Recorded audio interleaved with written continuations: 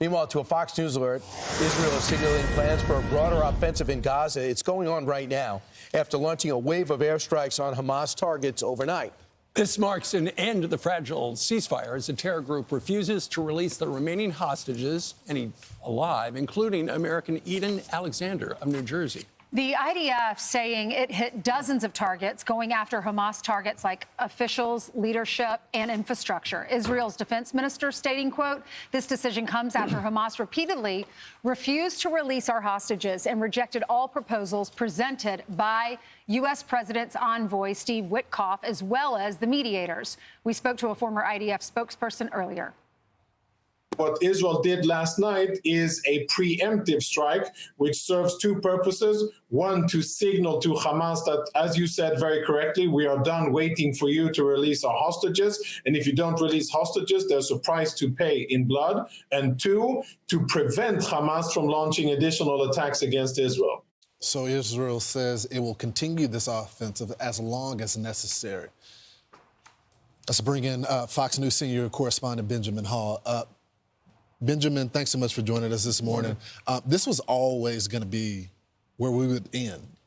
Hamas was never going to abide by the agreement, right? You know, we had hoped otherwise. Ever since President Trump came into office, there have been negotiations directly with Hamas. Steve Witkoff went and actually spoke with some of their representatives, and there was a hope that they would release the hostages and they could start rebuilding Gaza, but that just simply hasn't happened. It's been 2 months. And just last week, we heard that maybe Eden Alexander, the American hostage, was going to be released. That hasn't happened. And at some point, the Israelis had said, this is enough. We have to go in. Remember, their original objective was to defeat Hamas, to stop the terrorist organization that was attacking Israel. I think maybe now that is going to be their plan, and they're going to go and try and finish it. A lot has changed since they were fighting last. We have a new president, number one. Number two is you also have Hezbollah brutally diminished, so there's no more distraction really from the north for the most part. And Iran is sitting back right now, lost their pathway for moving arms through Syria. So the Middle East has changed a bit. How does that affect the fighting? I think the big question is what happens with Iran at the moment. We've seen President Trump speaking very openly that if Iran lashes out, they will be hit back. And the Iranians have straight up said they will not negotiate any negotiation for their nuclear deal. And so I think that if we see them respond, if we see the Houthis respond, that what we might be moving towards is some strike on Iranian nuclear facilities. But yes, Iran are in a much weaker position than they used to be. Their proxies are gone, their air defenses are gone, and Israel is thinking that this is a time perhaps to strike them. In the president's 9th week, he's going to be talking to Vladimir Putin today on the phone. What do you expect? Is there peace on the horizon? You know, in Gaza, we are seeing a war starting up, and in Ukraine, we hope we're going to see a war finishing. But the way the Ukrainians see it is they hope that President Trump will push sanctions, that he will be forceful with Putin today and say, if you don't agree to the ceasefire, we will respond. But they are really afraid that instead he might make concessions, perhaps. They're talking about whether or not Crimea might be part of a negotiation, whether or not the nuclear power plant in Zaporizhzhia might be part of this negotiation. Putin and the Russians have always been famous for putting big boulders in the road and then say, let's negotiate to remove them. Right. And that's what they're doing at the moment. So this was supposed to be a 30-day ceasefire during which you could talk about a proper peace deal. Instead, Putin seems to be trying to talk more about a proper peace deal right now, and he's trying to bring other concessions in. So it'll be very, very interesting. But if anyone, you know, President Trump certainly will be trying to push him. Well, and as you know, Benji, Donald Trump ran on he would end the war. He wants the war over as quickly as possible. So today it sounds like essentially they are going to discuss cutting things up. Okay, this is what your side gets. This is what my side gets. And the one X factor that is not in play is actually the Z factor. Zelensky would like to be at the table, or at least on the line. He's not. Well, exactly. President Zelensky has been quite upset from the beginning. When President Trump has spoken directly with President Putin, he said Ukrainians have to be at the table for any negotiation. Both Russia and Ukraine have made it very clear. The Ukrainians have said they will not ever secede any of that land to Russia, and Russia said these 3 eastern districts will forever be Russian. You know, in negotiations, both sides start off one place, and you have to hope they meet in the middle. But at this point, both sides are being very, very aggressive. Right, and a very important point. You said this was supposed to be the ceasefire to talk about those details. Putin goes, yeah, I like the idea of a ceasefire, but I have a little problem with the details. Here's President Trump yesterday. I'm speaking with President Putin of Russia to save some soldiers who are in deep trouble. They're captured. Essentially, they're surrounded by Russian soldiers, but it's a bad situation in Russia. and it's a bad situation in Ukraine. What's happening in Ukraine is not good, but we're going to see if we can work a peace agreement, a ceasefire and peace, and I think we'll be able to do it. And they got us leverage the frozen funds, $300 billion in frozen funds. Russia needs that. Yeah, you've got to be looking at all the ways in which you can pressure Russia. That's certainly one of them. You know, President Trump talks about Kursk and the Ukrainian soldiers being surrounded there. Well, it does look as if actually Russia has almost pushed them out of Kursk totally. That was going to be a big bargaining chip for the Ukrainians, saying we still hold Russian territory. We can give that back in exchange for something else. But it looks like they've lost that card.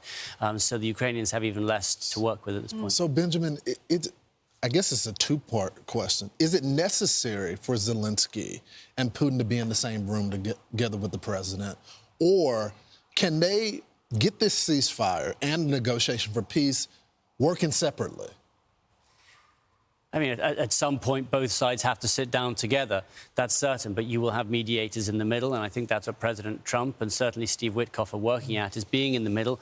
You have to lay the ground rules before you go in. And look, negotiating with Russia is notoriously difficult. And I think you need to have set ground rules before you sit down and start discussing it. You know, as we discuss it, the Ukrainian war is more personal to you than anybody I know, because what happened to you over there, you know, it's so extraordinary. And you've got a brand new book that comes out today.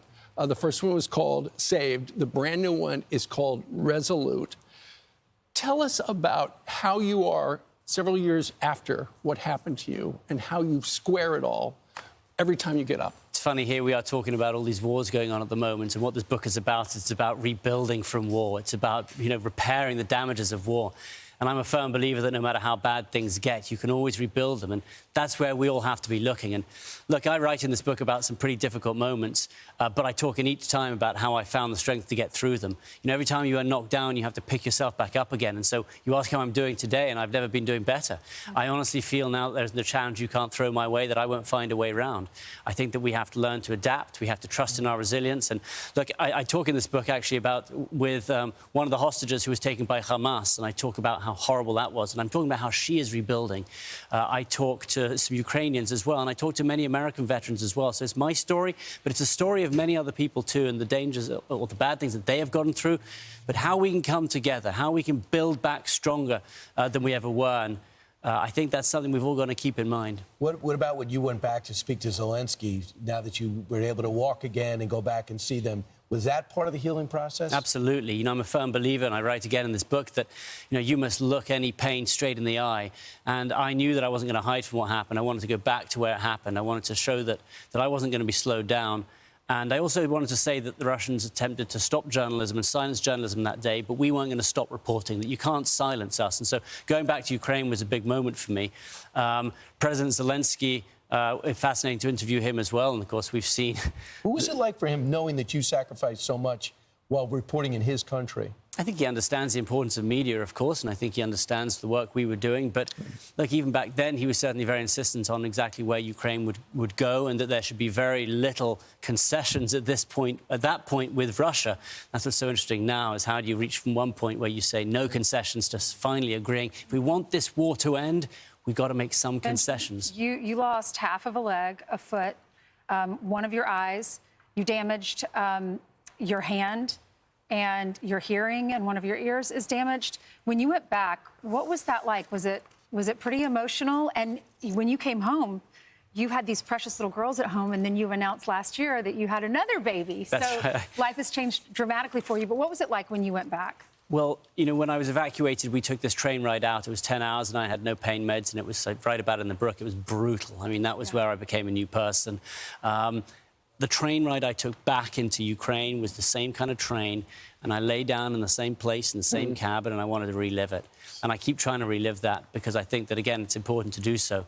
But when I got off at the other end, I felt this amazing sense that, you know, you can't stop us. So I think that going back was important, and, you know, you talk about my family, and that's everything that you fight for. You fight for your family, you fight for your faith, and that'll get you through anything. You know, Benji, I was talking with you in the green room, and obviously you have the physical scars, and you're healing there.